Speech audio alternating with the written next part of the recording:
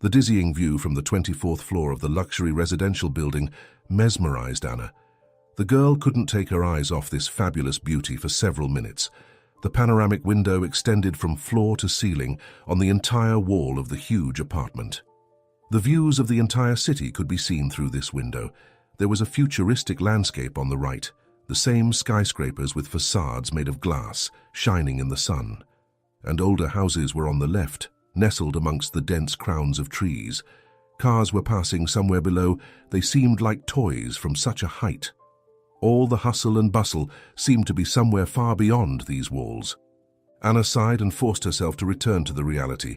She turned around and looked at the scope of work for today. She was glad that the owner of the apartment preferred minimalism in the interior and didn't like to cook, so the stove was perfectly clean. But he had a lot of expensive alcohol.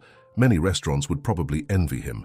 There were about 100 bottles of various drinks, as well as different corkscrews and glasses. Most likely a young guy who liked to throw noisy parties lived here. But it's none of Anna's business. Her job was to clean the apartment and leave. She has been working at the cleaning company for only 2 weeks and has not yet gotten used to the environment of luxurious apartments and houses. Jessica's relative helped her to get a job there. Jessica was the landlady of the apartment Anna had been renting for 2 years. This elderly woman saw this pretty 19-year-old girl who had come from a small village to the big city, and at first she felt distrust and even contempt for her. However, the new tenant pleasantly surprised Jessica. She turned out to be very neat and modest. Anna spent all her evenings with her textbooks and hardly ever went out. Jessica liked to be bossy and criticize, but a tender and vulnerable soul was clearly visible through this contrived strictness. She reminded the girl of her mom. Anna cherished the warmest memories of the time when she and her mother lived together in a small house. Her grandparents had died long ago, and she barely remembered her father. Her mom told her that he had left her for another woman when Anna was a baby. He paid child support on time, but for so many years, he never even called. Despite everything, the girl never heard anything bad about him from her mother, and the family album still had many photos of a serious man who was Anna's father. But in fact, he was just a stranger. When Anna was 15, her mother suddenly fell ill. At first, the girl took her illness as an ordinary malaise. Besides, her mum pretended like everything was fine because she didn't want to distract her daughter from her studies. Anna suspected something bad only when a lot of medicines appeared in their house, and her mother almost stopped going to work. Now, there were different pills, bottles of mixtures, and even syringes on her bedside table instead of books. She lay in bed more and more often, for her strength was almost gone, and looked at her daughter in a different way, as if it was the last time she would see her. This look alarmed the girl. "Mum, what's going on?" She couldn't stand it anymore and asked, "Everything is fine, sweetie, don't worry. I'll get some rest and feel better soon," Mum replied, looking sadly at Anna.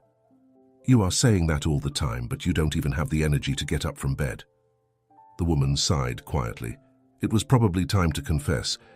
"Sweetie, I need to tell you something. I have cancer," she said, and immediately noticing the tears in her daughter's eyes, she hastened to add, "But the doctors say it's curable.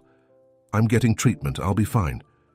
She froze indecisively as if weighing the pros and cons, but then reached over to the nightstand and took a piece of paper. "Here, take it. It's your dad's phone number. If anything happens to me, call him and ask him for help. After all, he's your father." Those words made it hard for Anna to breathe. What could happen to you? Her lips were trembling and tears were already flowing from her eyes. "Everything will be fine," her mother reassured her with a smile and took her hand affectionately. "I gave you this number just in case, but everything's going to be okay." After this conversation, the girl's life changed. She almost never left her sick mother's side. At school, she only attended a few classes, and only because her mother insisted on it. The terrible disease took away the last strength.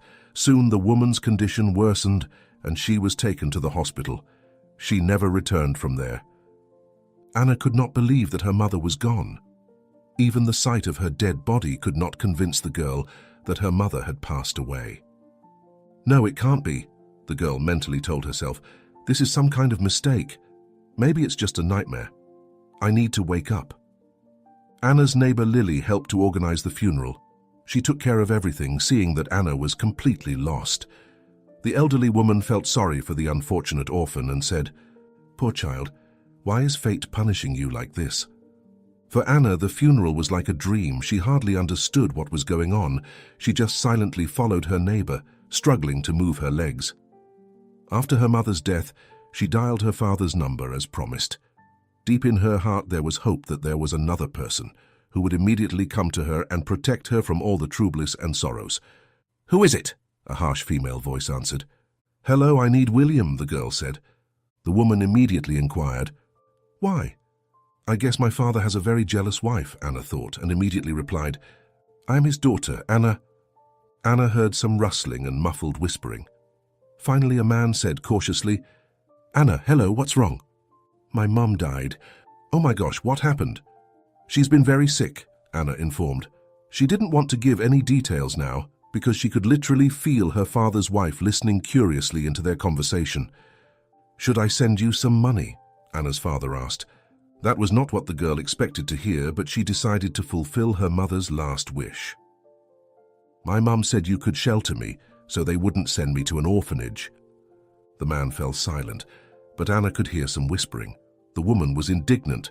"Are you out of your mind? Tell her we don't have enough room for her." The man finally spoke. "Anna, how can I shelter you? I have 3 children. Let me handle my work stuff, and then I'll come and visit you. Do you have the same address?" These words struck the girl in the heart. It turned out that he did not consider her his child. Is Anna a stranger to her own father?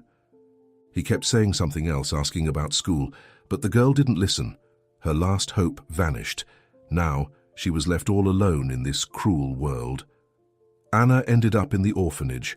Her friends had told her a lot of horrible things about the orphanages, but luckily it was better than she expected.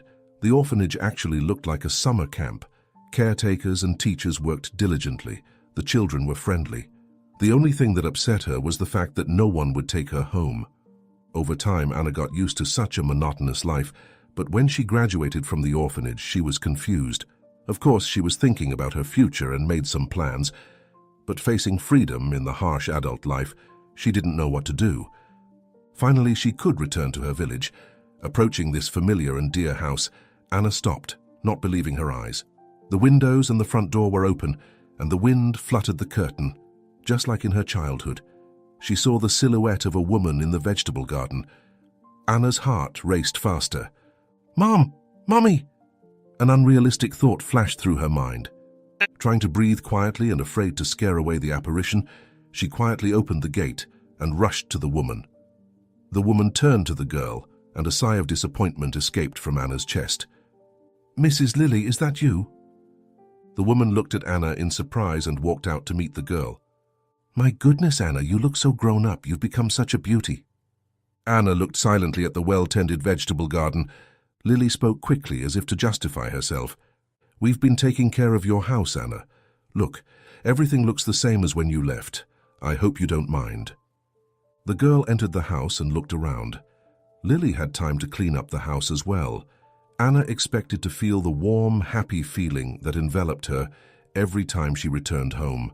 But the feelings were completely different now. She felt as if she had entered a graveyard. There was some strange energy in the house, and now her home was cold and indifferent to her. But most importantly, she felt lonely in this house now. Anna sat on her bed. Gloomy thoughts flooded her mind, pulling her out of her youthful dreams and bringing her back to the harsh reality. What was she supposed to do now? She used to think she would just come home and continue living here. But now she realized there is no job, no prospects, no relatives in this village. There was no one she could rely on. Lily peeked through the door and called out to the girl, smiling. "Anna, we're about to have lunch. Why don't you join us?" Lily treated Anna like an important guest, fussing around her. Anna realized what her neighbor needed, so when the woman cautiously mentioned selling the house, the girl didn't hesitate. "Yes, of course, I agree to sell it to you. I want to get away from here." "That's the right decision. You should go to the big city. I remember how diligently you studied at school," the neighbor smiled. Lily helped the girl to prepare the necessary paperwork for the house surprisingly quickly. She just wanted to become the owner of this house as soon as possible. Anna signed everything without hesitation. She didn't even care that Lily offered less money than the house was worth. All she wanted to do was get out of this village as soon as possible. She packed her modest clothes into a small suitcase, took some of her mum's things, and resolutely headed to the big city to look for her happiness. All her money was in her bank account. Once she got there, she rented an apartment from Jessica, applied to the University of Economics, and had no doubts that she would be accepted. But everything did not work out the way she wanted. She planned to get a scholarship, but she failed. So Anna had to pay for her education. The girl was on her way to the bank to pay the tuition fee, but entering the subway she received a phone call. A male voice introduced himself as a bank employee and informed her that someone had just tried to withdraw money from her bank account. To prevent it, she had to tell the last 3 digits on the back of the bank card. Anna didn't even have time to think about what she had heard. She was afraid to lose all her savings. So she immediately told the required numbers. But when she came to the bank, the real bank employees told her that there was no more money in her account and that the phone call had been made by scammers. She gave the scammers access to withdraw the money. The girl tried to call that number, but the automated voice informed her that the dialed number could not accept the call. In despair, she went to the police station. The police officers made fun of her but accepted her report, although there was no hope of finding the criminals. With her head down, Anna slowly walked down the street. She wanted to cry. All her hopes and dreams had been ruined. She would not be able to study this year, and there was nowhere to go back. What could she do in this situation? The only thing left to do was to find a job and apply for university next year. Upset Anna was ready to take any job, so the same day she got a job as a cleaner in the office of a big trading company. She didn't like the job and the salary was miserable, but the girl comforted herself by thinking it wouldn't last long. Soon, she would find a better job, and she would definitely go to university. Anna's days became boring and gloomy. The office staff didn't notice the new cleaning lady, or maybe they just didn't consider her a normal person. Everyone was busy with their own work and their own problems. Everyone saw Anna as just a cleaning machine. Why would they talk to a vacuum cleaner or a mop? Only the head of the sales department, Daniel, noticed a new employee. The natural beauty of the girl and her attractive body irresistibly attracted the experienced man. He tried to show his affection for her in every possible way. Anna was flattered by the attention of a respectable man in an expensive suit. It was not like attention from her peers. It was a new level and manners. No one had ever before kissed her hand or opened the door to let her go first. It all seemed to the young girl like a magical fairy tale in which she was a real princess. But Daniel had other plans. He realized that the girl was inexperienced, so he didn't rush. He touched Anna as if accidentally, secretly sent her flowers, sometimes even drove her home in his car. I am so lucky, the girl thought. My mum would definitely like Daniel. In the office, the young man behaved restrainedly. Anna realized that he was the boss and that showing his feelings at work was not appropriate. But in private, he kept talking about his love and hinted at some important things that they had to do. Anna didn't dare to ask him to explain his mysterious phrases because it would ruin the harmony of their relationship. In her mind, she pictured happy scenes of their serene future. A beautiful wedding, Anna in a white dress, 2 children, a cozy house. She trusted her beloved man, her future husband. Daniel was persistent, and soon their relationship reached a new level. They met in an empty apartment. The naive girl was sure that Daniel lived there, even though the boring interior didn't have any photos or personal belongings, just the most essential pieces of furniture and an always empty refrigerator. But the time spent with her lover seemed magical to her. Daniel embraced her and whispered what she wanted to hear, that he loved Anna, that he had never loved anyone else so much, that he didn't want to part with her. And Anna naively believed every word. The whole world had turned into pure love. Everything else seemed unimportant. And so a few months passed. For the 4th day in a row, Anna woke up feeling nauseous. There was no point in thinking it was stomach problems. The premonition of some happy changes cheered up the girl. A medical checkup confirmed her suspicions. She was 6 weeks pregnant. Leaving the hospital, Anna stopped, trying to come to her senses. She had to tell Daniel the good news immediately. He would be so happy. Finally, they don't have to hide their relationship anymore. And they can finally get married. He had been hinting at it for a long time. It seemed as if the whole world was rejoicing with her. The sun was sending Anna its warm rays to kiss her face, and a light breeze gently stroked her hair. Anna burst into the office of the father of her future baby. She had never done that before. Daniel raised his eyebrows in surprise and asked, "What's wrong? We agreed to meet tomorrow." Anna couldn't control her emotions. A smile lit up her face, and her eyes shone like stars. "Daniel, we're going to have a baby. The doctor confirmed it." Seeing the puzzled Daniel's face, the girl thought that she had expected a completely different reaction. "Anna," he began slowly, carefully thinking over each word, "you see, I didn't plan anything like that." "But you said you loved me and wanted to be with me," Anna replied in confusion. The man fell silent, trying to find the right words. The girl didn't understand anything. He repeatedly hinted at a family and a wedding. What could have gone wrong? "Tell me honestly, do you love me?" she asked. I do, but..." Daniel hesitated. "But children were not part of my plans. I'm married. I'm sorry." Anna couldn't believe it. What are you talking about?" she whispered. She sat down on the chair to keep from fainting. Now some little things about his behavior that had previously confused the girl became clear to her. "Why didn't you mention this before?" "I thought you knew," the man replied. "I thought everything was clear between us." He was silent for a while, trying not to look at Anna, and then decisively pulled some money out of his wallet and placed them on the table in front of her. "Take it, terminate the pregnancy, and buy yourself something nice." Anna stared at the money, unable to utter a word. She gave Daniel herself, both soul and body. But he just gave her a few banknotes, trying to get rid of her. Is this all his love? She wondered. Anna couldn't see him anymore. Daniel suddenly became so disgusting.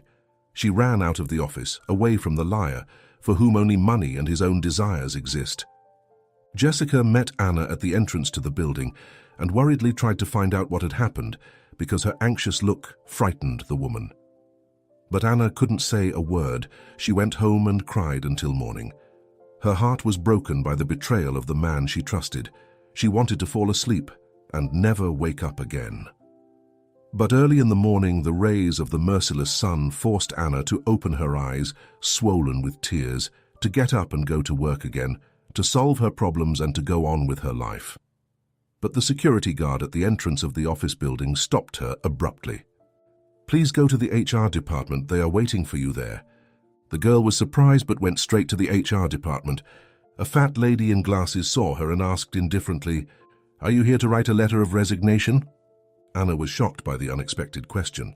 "I don't know. The security guard told me to come here." "Are you Anna? That's right. The boss told me to fire you and give you the last paycheck." "No, there must be some mistake," Anna uttered. "I don't know the details. He only said to do it as soon as possible." The girl was completely confused with indignation. "I'll go to Daniel now and find everything myself." The HR manager took off her glasses and began to wipe them. Then she looked at the confused girl and said quietly, "Sweetie, Daniel will not help you. He is the one who told you to fire you. So get your paycheck and find a better job." At home, Anna collapsed on her bed and cried again. Her life was over. Her beloved turned out to be not only a traitor and a liar, but also a bastard. What is she supposed to do now? She had no job, no education, and no money. Moreover, she's pregnant. Jessica's voice came from behind the door. "Anna, why don't we have some tea?" The girl suddenly felt exhausted and thirsty. Her throat was dry. Shaking with dizziness and clinging to the walls, she walked to the kitchen and sat down on a stool. Jessica was already waiting for her with a homemade cherry pie and 2 cups of herbal tea. She silently placed a large piece of pie on her plate. This gesture reminded Anna of her mother. She covered her face with her palms, cried loudly, and told Jessica everything. The woman only sighed heavily. "What a bastard," Jessica said at the end of the story, came over and sincerely put her arms around Anna's shoulders. Then she looked into Anna's eyes and asked seriously, "I hope you're not going to terminate your pregnancy." "I don't know," the girl whispered. She didn't want to lie, but she couldn't make a decision. Don't even think of it, the woman told her. It's your baby. You have to keep the baby, otherwise you'll regret it for the rest of your life. Anna thought about having a baby.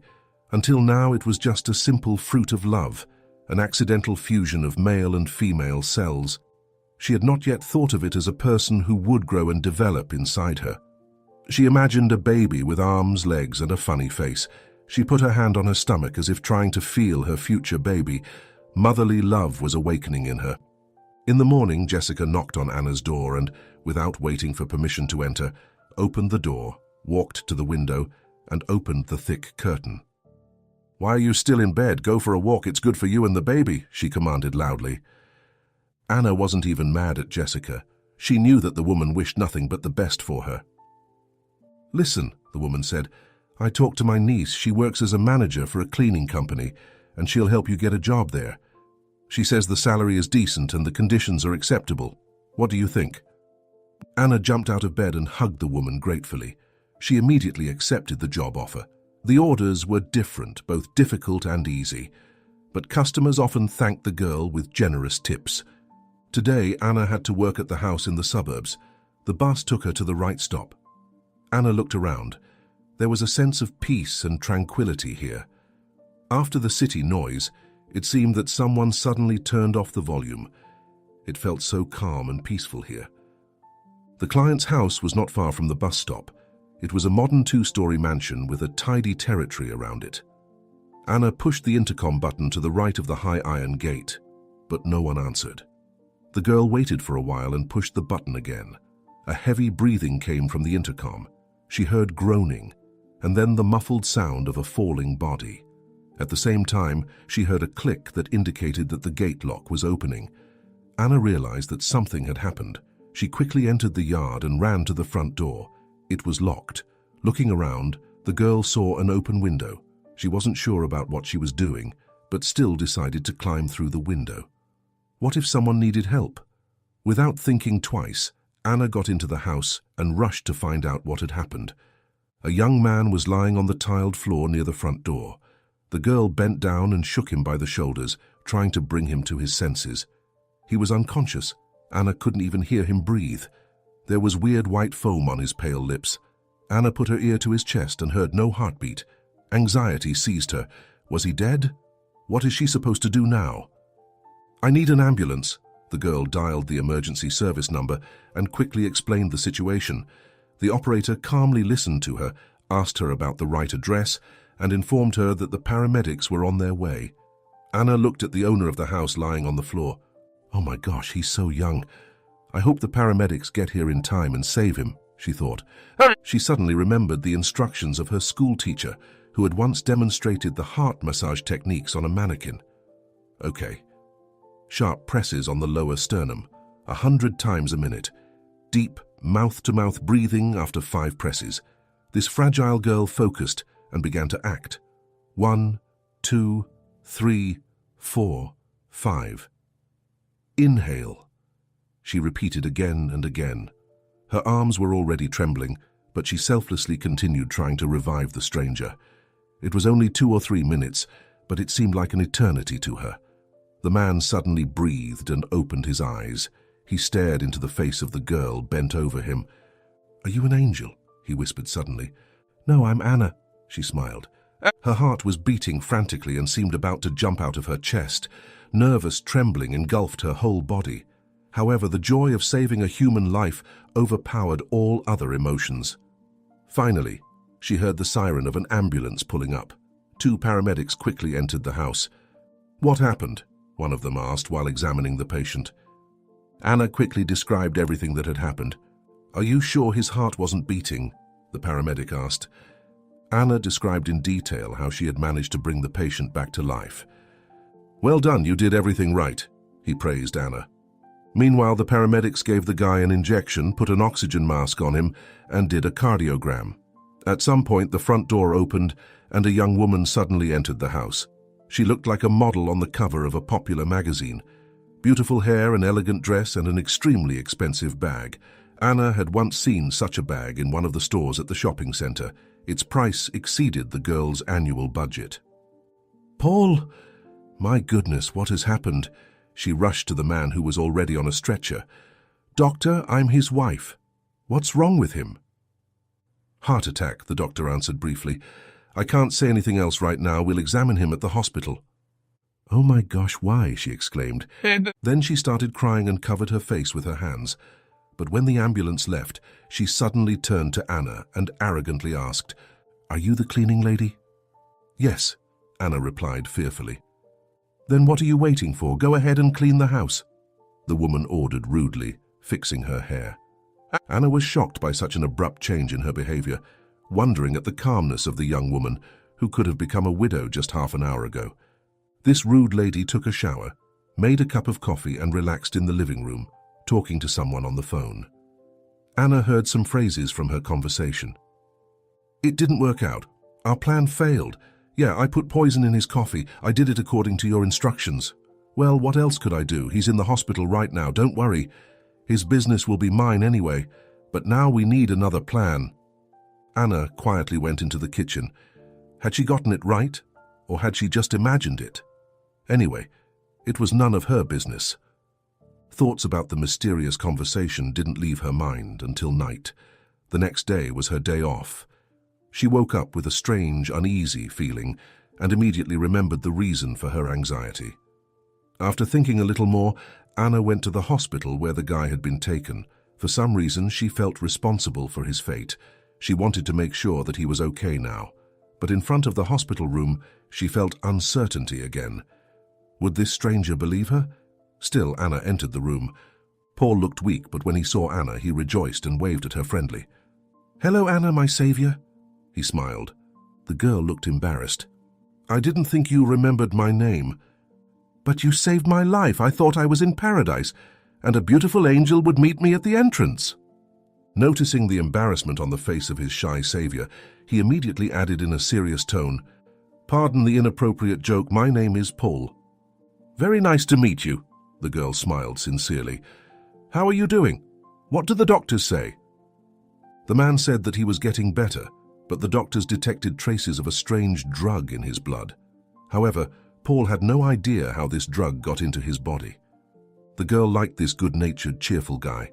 She thought about the conversation she had overheard again. What if he was really in danger? Anna realized that she would never forgive herself if something happened to Paul. She told the man everything she had heard yesterday at his house. Paul frowned. Anxiety and sadness appeared in his eyes. "Thank you, Anna. I think you saved my life for the second time." It seemed to Anna that Paul wasn't surprised. 2 years ago, he couldn't even think that such a thing was possible. Paul fell in love with beautiful Regina at first sight. He took her boldness and pushiness as a manifestation of a strong personality and the bright individuality of an extraordinary woman. He felt like he had finally found the woman he would spend the rest of his life with. Paul did not even have time to realize how soon the wedding ring appeared on his finger. But now selfishness and aggression dominated his wife's behavior. She wasn't interested in anything except expensive stores, beauty salons, and vacations in exotic countries. All she wanted from her husband was money. She was not interested in his feelings, thoughts, expectations, and dreams. Regina didn't want to hear anything about children. She didn't want to get fat, otherwise her new swimsuit would look bad. Paul's business flourished and profits increased, but the man was tormented by the disappointment of his false hopes. The beauty of his wife no longer evoked in him the same emotions, and his mansion has not turned into a cozy family home full of love and warmth. This modest girl who saved his life yesterday was very different from Regina. Anna's pleasant appearance was not too bright, but her friendly smile and kind eyes charmed the man. And he hadn't seen this slight blush of embarrassment in anyone for a long time. Anna still had a softness and natural femininity. "Anna, I would be happy if you would visit me again," he said, looking into her sincere eyes. "I promise I will visit you again," she said. When the girl left, Paul called the head of the security department of his company, Andrew. He knew he could trust him. Andrew listened to Paul's request and immediately warned him. "Paul, it is possible to install video cameras in your house secretly, but I will be limited in time, so I cannot guarantee that I will install them in every room." Paul agreed. 2 days later, on her next day off, Anna went to the hospital again to see her new friend. For some reason, she wanted to see him irresistibly. She wanted to know if he was getting better, to help him and look into his kind grey eyes. "Anna, come in, I'm glad to see you again," Paul exclaimed. The girl smiled, walked over to his hospital bed, and placed a bag of fruit on the nightstand. "I brought you some fruit. You need some vitamins now." Paul was pleased with such care. Only his mother took care of him like that, but unfortunately she passed away long ago. Regina still hasn't visited him in the hospital. She only called to find out if he was alive. There was a knock on the door and Andrew entered the hospital room with his laptop. "Hello, here. There's only one videotape so far. Take a look, Paul." "Anna, excuse me, don't leave, please. I'd like to talk to you some more," Paul asked. The girl smiled and sat down next to his bed, while Paul turned on the laptop and watched the short video. The laptop screen showed his wife letting some young man into the house. It was clear from their kisses and hugs that their relationship was serious. Regina took the young man into the bedroom, and about an hour later, her lover left the house. Paul took a closer look at him and exclaimed, "Well, it makes sense now. I know him. This is Daniel. He works for my competitors. They wanted to purchase my business, but I refused." Anna flinched hearing this name and involuntarily looked at the screen. "I know him too," she said quietly and sadly. Paul looked at her in surprise. When his faithful friend Andrew left, he asked, "Would you like to tell me?" For some reason, Anna trusted the man she had met only a few days ago and told him everything, and she didn't want to leave his side ever again. Anna's story was very trivial, but Paul felt truly sorry for this naive girl. That bastard Daniel acted very cruelly towards her. The chance to meet such a sincere girl is extremely rare, and Paul didn't want to miss this precious gift of fate. He pulled the girl closer and let her cry on his shoulder. Paul didn't wait for any additional evidence of his wife's infidelity. He immediately filed for divorce.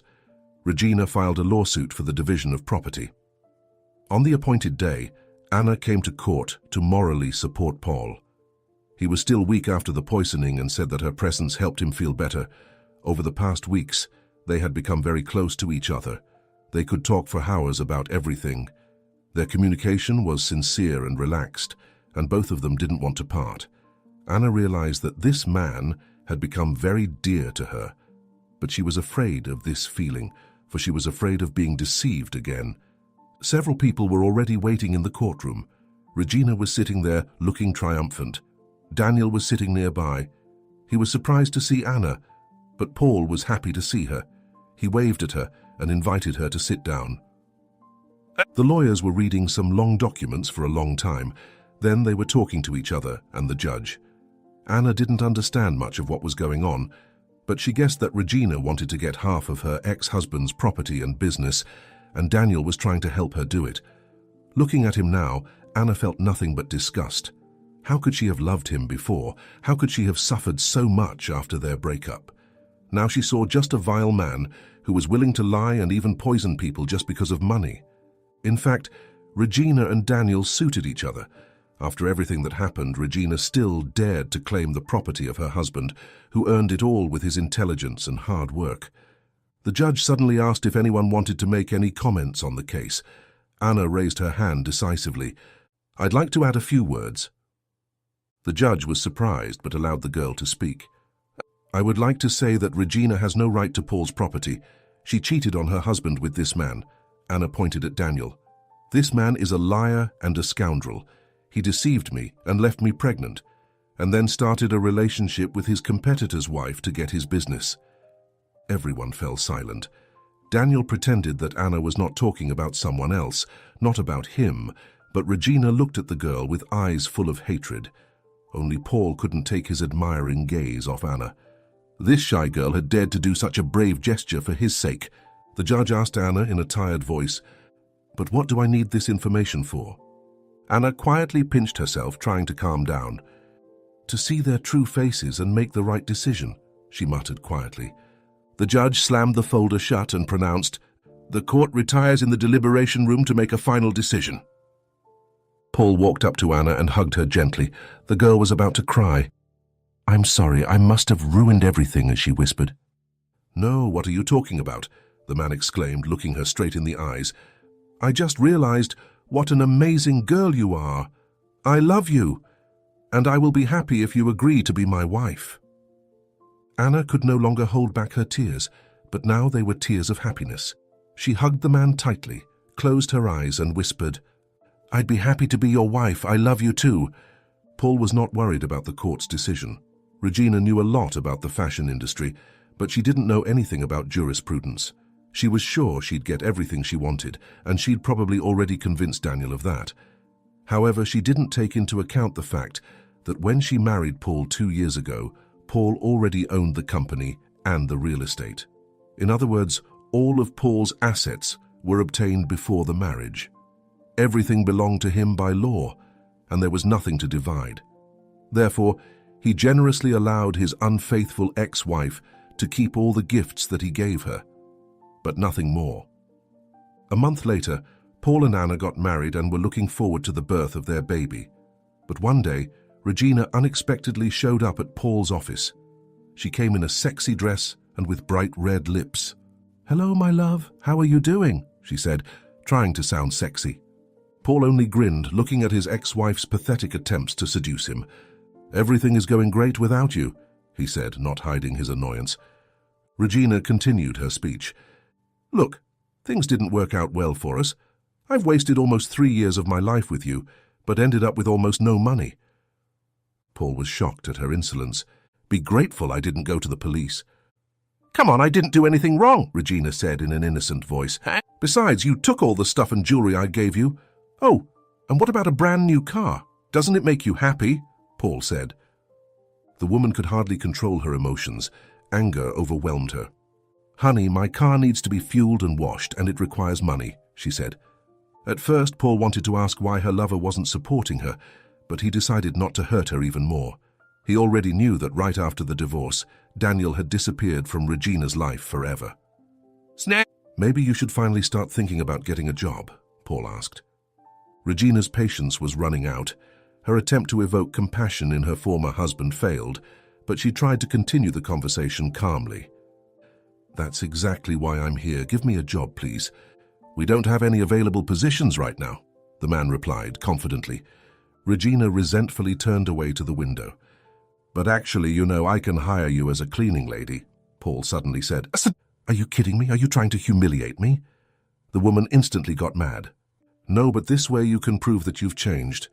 "Fine, I'll take this job. I don't have any other options anyway." Paul was surprised by her decision, but he didn't want to waste any more time with her. The man sent Regina to the HR department and headed home. Anna and little John were waiting for him there. Now, his mansion was not just a house, but a cozy family home. Now, his loving, tender wife, his little funny son, and the pleasant smell of homemade dinner waited for him every day. Paul hired a nanny to help Anna so that she could have more free time. This Saturday, the couple were going to the theater together. Anna was very nervous, leaving her son alone with the nanny for the first time. She instructed the nanny for the 10th time and asked her to call or send messages often. It had been 2 hours since the play had started, but the nanny still hadn't called and her phone was disconnected. Anna was noticeably nervous. "Let's go home," Paul said to his wife. When they got home, the nanny and the baby were nowhere to be found. "Oh my God, John, where is John?" Anna exclaimed. Paul dialed the nanny's number again, but it was off. After that, the man immediately called the police. The nanny, Bridget, was running down the narrow alleyway to the place where the car would pick her up. The baby was heavy, and it was preventing her from running faster. "Why did I agree to commit this crime? It's a lot of money, but what will happen next?" Bridget mentally repented. Just a few seconds later, the baby began to cry loudly. "Damn, just what I needed," the woman thought. "Shut up!" She threatened the baby and squeezed him hard with her hands. John began to cry even louder. "Shut up!" she shouted and shook him in despair.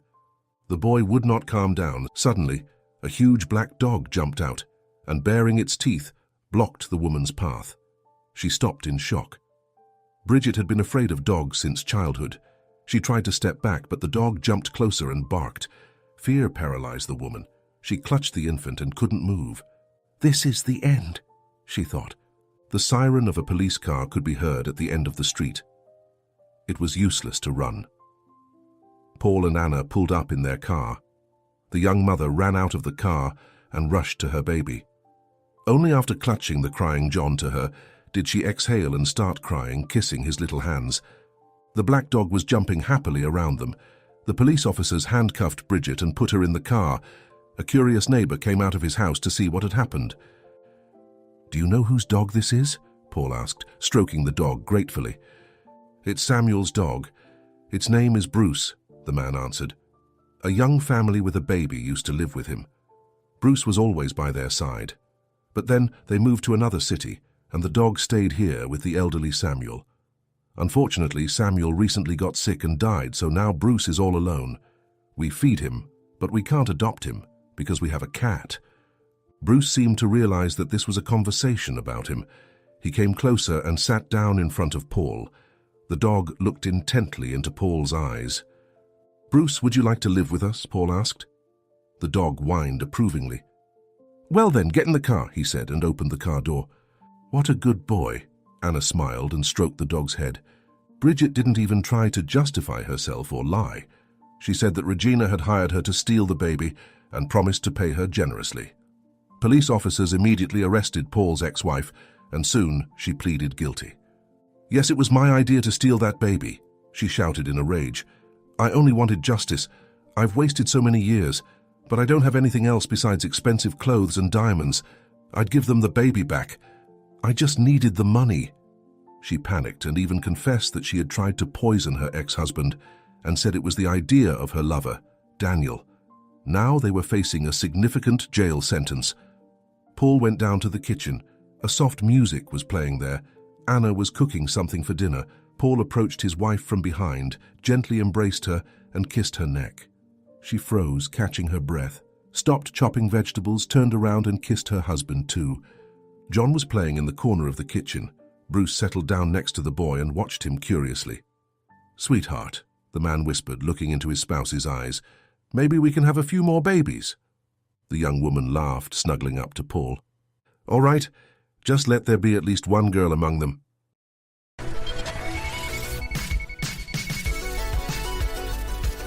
All right, everyone's presentations are done. Nick, the manager, said as he tried to move the discussion forward.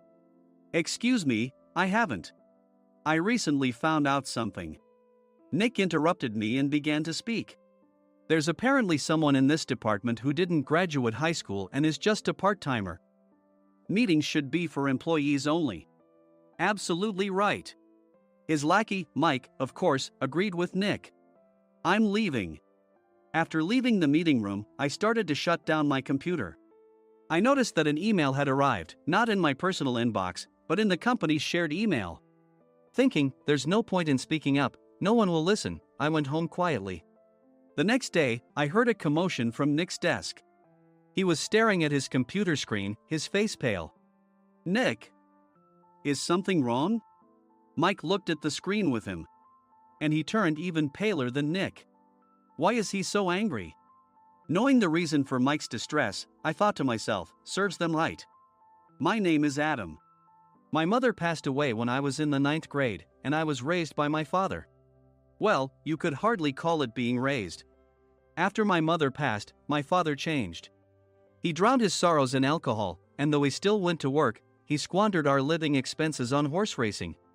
Because of that, I had to start working part-time as soon as I entered high school. Every month, I went to the convenience store with bills in hand that couldn't be auto-deducted from my father's account. Even though I endured it because I didn't want to be alone, I reached my limit in my second year of high school and dropped out. I found a live-in job at a distant inn. Thank you for everything. The day I left home, my father, still staring at the TV, spoke. Take care. That was our last conversation. Back then, 18 wasn't the age of majority, so I needed my father's permission to work, and I couldn't hide my place of employment. Yet, my father never visited me even once.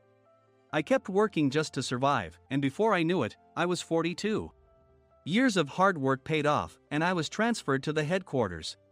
I was thrilled to be recognized by the company, as I thought I'd be working in the field until retirement due to my lack of formal education. Listen up. Our work can change the future of our employees. Don't drag us down.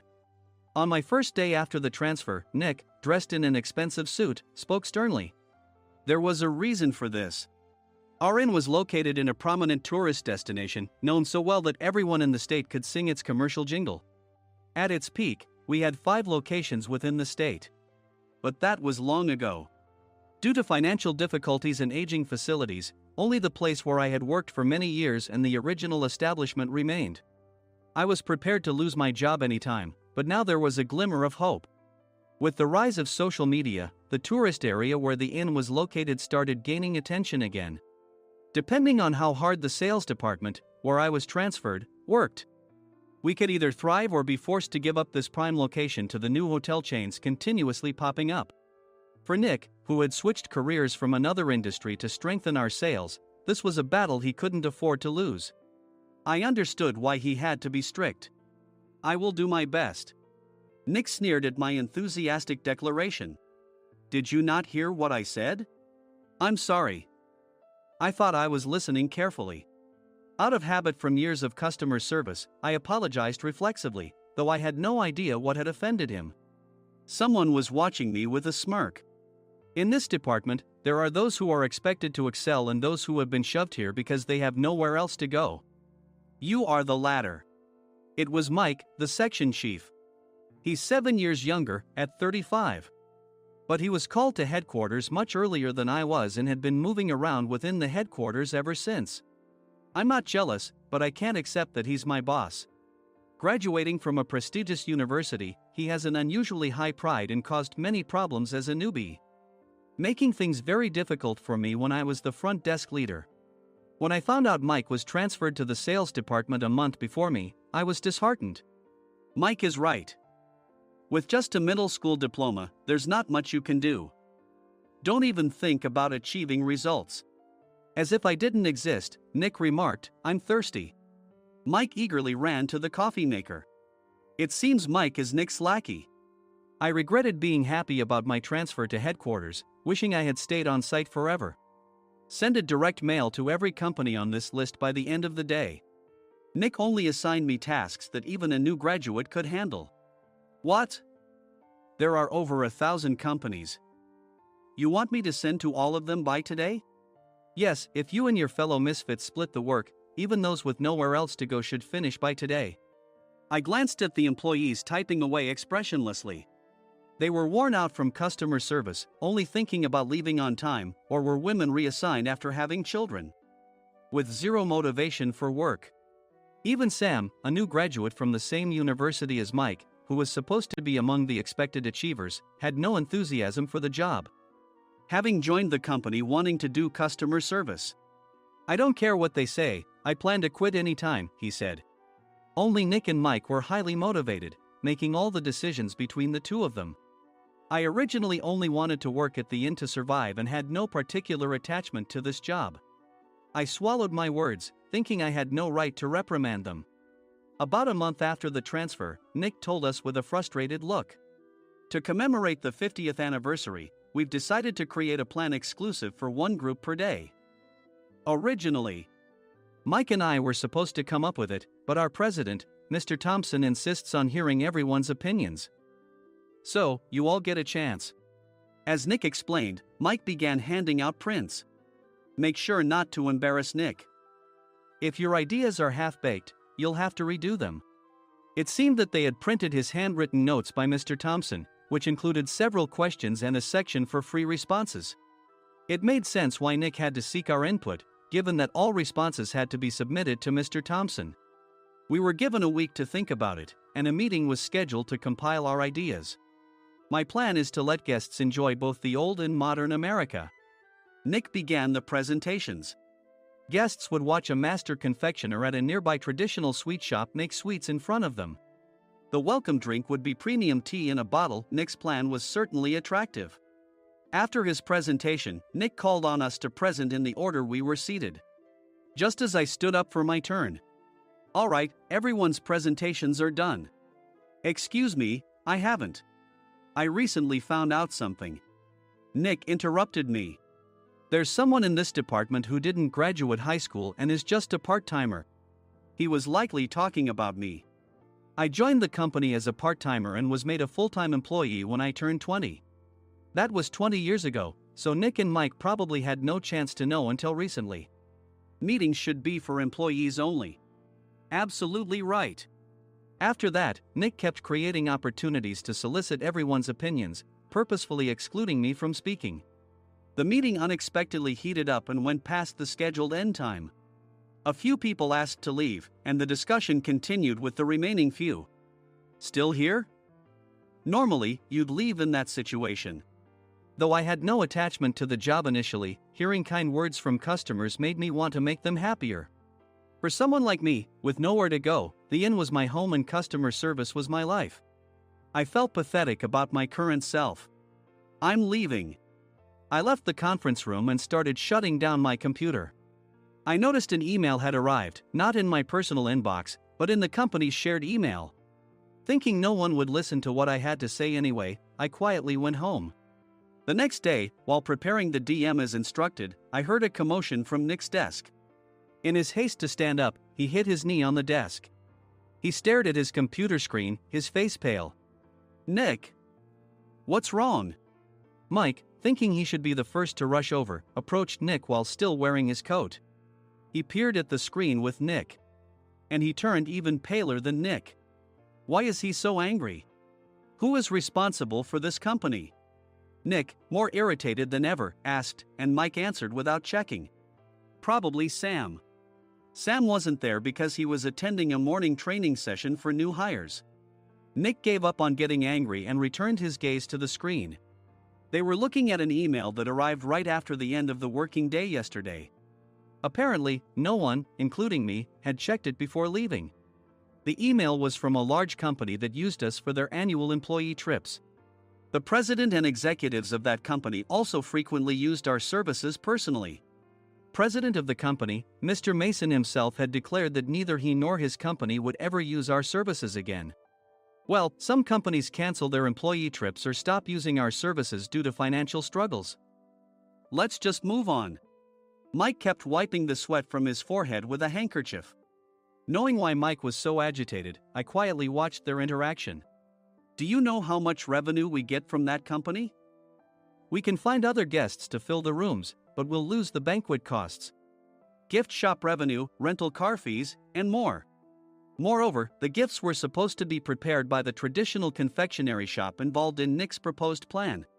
If it's known that we incurred such a huge loss at this critical time, Nick's position in the company would be jeopardized. Nick took a deep breath, seemingly trying to calm himself. All right, Mike. Go to New York right now and apologize to Mr. Mason. What? You're coming with me, right? I have urgent work to do. I trust you, which is why I'm entrusting this to you. Please. Mike, believing Nick's sincerity, agreed with a determined look on his face, saying, yes. That's Nick for you. Even if Mike went to apologize, Nick would shift all the blame onto him if the client didn't change their mind. Well, it was Mike's fault to begin with, so it served him right. About 3 hours later, Sam answered a call from somewhere and repeatedly apologized, saying, I'm very sorry. Everyone watched to see what was happening. After ending the call, he informed Nick with a weary tone. When Mike arrived at the client's company, he only made things worse, further infuriating Mr. Mason. He was demanding, get his boss here immediately. It was no wonder Sam was exhausted, dealing with such a call right after returning from training. What is that idiot doing? All right, Adam, you're coming with me. If sacrificing Mike didn't work, then I must be next. Normally, I'd want to refuse at all costs, but I saw an opportunity in this situation. If I can be of assistance, I'd be happy to join you. I obediently followed Nick, and we flew to New York. When we introduced ourselves at the reception, it became clear how serious the situation was, as the receptionist personally escorted us to the president's office. Angry voices leaked through the door, making both Nick and me uneasy. Excuse me. I'm Nick, the supervisor. I understand my subordinate has caused you trouble, and I deeply apologize. Nick, with his experience in the corporate world, knew enough to offer an apology before excuses. However, his customer service skills left much to be desired. I sighed as I saw Mike trembling like a small dog in the corner of the room. What kind of training are you giving your subordinates? Mr. Mason glared at Nick with a red face. The intensity of his gaze made even Nick take a step back. Regrettably, I joined this company only 2 years ago and was unaware of Mike's issues. I should have identified his shortcomings sooner. Indeed. I should have realized sooner. No sensible person would come to apologize and then give a lengthy presentation on the drawbacks of not using their in. Nick froze, his mouth slightly open. Suspecting the worst, I picked up the documents that had fallen to the floor. It seemed Mike hastily prepared these documents on the plane, listing the disadvantages. Disadvantage 1: if you change the venue for the company trip, employees might suspect it's for cost-cutting reasons, leading to a negative impression.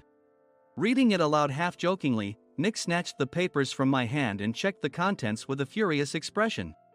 Among the stack of documents was a receipt from a nearby convenience store's copy machine. I felt a pang of dread, hoping he hadn't shown the receipt as well. What do you think he said when I asked what kind of nerve he had to do this? I'm very sorry. Faced with the dire situation, Nick must have thought there was nothing left to do but apologize. In a voice smaller than I'd ever heard from him, he uttered words of apology. He said, "I'm a Harvard graduate. I don't believe I said anything wrong." Mike! What have you done? Forgetting his plan to pin the blame on Mike, Nick yelled loudly, even in front of Mr. Mason. I didn't do anything wrong. You're still saying that? Look at him. Mike pointed at me with a shaking hand. I was assigned to headquarters in my 20s and now I'm a section chief. This guy only made it to headquarters at 42. Everything I've done proves I was right. So why are we losing the contract? Having said his piece, Mike collapsed to the floor. Of course. You were sent there because you had nowhere else to go. Mike never expected to hear such words from someone he looked down upon. He lunged at me, and Nick hurriedly stepped in to stop him. Mr. Thompson told me Mike is a quick thinker, and to take good care of him. There's no way he was pushed aside. Don't make things worse here. He didn't say quick thinker, he said only quick-witted, didn't he? I don't remember that part. I recalled the many troubles Mike caused when he was a newbie. When Mike was on the front line, his pride was so high that he never apologized to customers. Customer service, especially in our job, doesn't work alone. It brings both good and bad situations. If the front staff or housekeepers made mistakes, or the cleaning company didn't properly clean a room, one had to apologize to the customers regardless of personal fault. Mike, in such situations, would never apologize, insisting he wasn't at fault. This often angered customers, and as the front desk leader, I frequently had to apologize on his behalf. He caused complaints and disrupted operations, which is why he was quickly moved to headquarters. In departments where he didn't interact directly with customers, his quick thinking was beneficial and things went well. But it seemed his flaws were starting to show.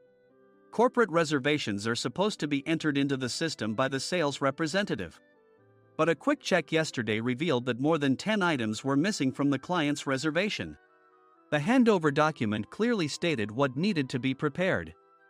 Why didn't you enter it into the system? Why do we have to give them special treatment? Filling rooms near the banquet hall, setting up all the food in advance. Specifying the brand of wine, they're too demanding.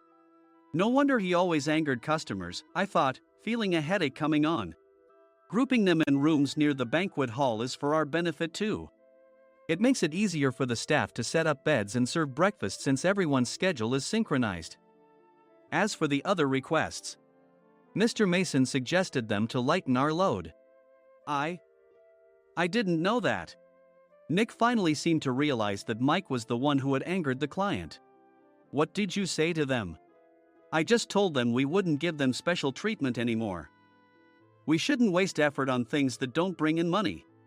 I was utterly exasperated at his lack of understanding of customer service. Of course, we shouldn't comply with unreasonable demands. But carrying over successful practices from past stays makes customers feel remembered and enhances their experience. Good memories encourage repeat visits. That's part of our job. I looked down at Mike, who was sitting on the floor. In our job, nothing is a waste. Mr. Thompson likely moved you to the sales department, hoping you'd finally understand this. How do you think he feels now that you've failed to meet his expectations? Mike, tears in his eyes, fled the president's office. I was amazed he still hadn't apologized. You have it tough, Adam. It's okay, we're all employees of the same company. I deeply apologize for this disrespectful incident. Especially after all the care you've shown us. If it weren't for you, Adam, I really would have stopped staying here. When I heard you were moving to the sales department, I was willing to reconsider if you handled it. Seeing us talk so amicably, Nick's face contorted. Do you two know each other? Adam's service is excellent. I always requested him specifically. Normally, we don't accept specific staff requests, but we made an exception for Mr. Mason, adjusting my shifts accordingly. He had personally stayed at our hotel just before my transfer, and during casual conversation, I mentioned, I'm moving to the sales department soon. If I hadn't told him then, things could have been much worse. Please continue to take care of us. I look forward to it. On the return flight, Nick awkwardly offered me a can of beer. It's still working hours. Of course, I had no intention of forgiving him for a single beer. Nick might try to pin everything on Mike and avoid any consequences. While pondering this, a startling fact came to light. Nick, the tea bottles for the plan have arrived. I handed Nick a bottle labeled with our inn's name. They look good. What are you talking about? These are plastic bottles. I had assumed we would use the trendy, high-end bottling tea. But what arrived were ordinary plastic bottles of tea with customized labels. The only unique aspect was the label, which had the inn's name, making it look customized. Upon further investigation, I discovered that a substantial amount of money was set to be paid to the tea company. It was priced like bottling tea. Does this plastic bottle really cost $100 each? The tea inside is specially blended for us. The extra cost is for that. Wouldn't it be better to use another tea company? Or is there a specific reason we must use this one? As Nick continued to make excuses, I showed him a printed email. I informed the tea company's president, Mr. Mitchell, that we discovered irregular payments and he confessed. He said you two were high school classmates and planned to split the extra money. That idiot. Why did he confess? That's not important. You should worry about yourself, this could turn into a police matter. Opening the bottle cap, I suggested. How about calming down with this tea? It supposedly has a relaxing effect. Nick drank the tea frantically. In the following days, decisions were made about their fates. Mike was reassigned to the General Affairs Department, with no chance of transfer or promotion, as per Mr. Thompson's orders. As for Nick, since the payment to the tea company hadn't yet been made, he narrowly avoided legal trouble. Instead, he was encouraged to leave the company, and to avoid further complications, Nick submitted his resignation. Rumor has it that connections between HR departments have made it difficult for him to find new employment. Even though it was good to have those two gone, something unexpected happened in the sales department. Everyone became motivated and united in refining the 50th anniversary plan. In the end, my plan was adopted. We collaborated with the Tourist Information Center to provide personalized guides. The plan, tailored to the number of guests, was truly special for the 50th anniversary. Hey, is Adam's family coming to stay? I immediately booked that special plan for my family. Sam noticed it on the reservation list and quickly picked up on it. Yes, I'm inviting my father. That's great. I might invite my parents too. I lacked the courage to face my father just as Adam. But here, with the confidence Mr. Mason praised, I felt ready. The 50th anniversary plan was a perfect opportunity to reconnect with my father. I hoped to bring back the days when we could laugh together as we once did.